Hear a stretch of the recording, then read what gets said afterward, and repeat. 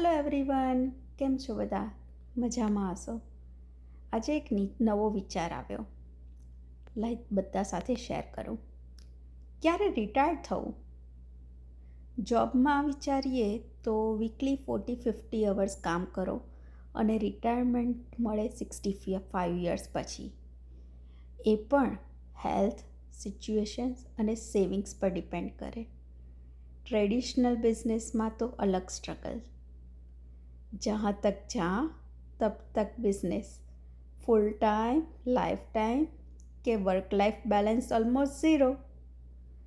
But digital બિઝનેસમાં તમે જેવું એફોર્ડ કરશો એવું અર્ન કરશો. તમારી મરજી પ્રમાણે કામ કરો, 1-2 અવર્સ ડેલી પણ ચાલે અને લાઈફસ્ટાઈલ બિલ્ડ થઈ શકે. રિટાયરમેન્ટ એજ ક્યારે?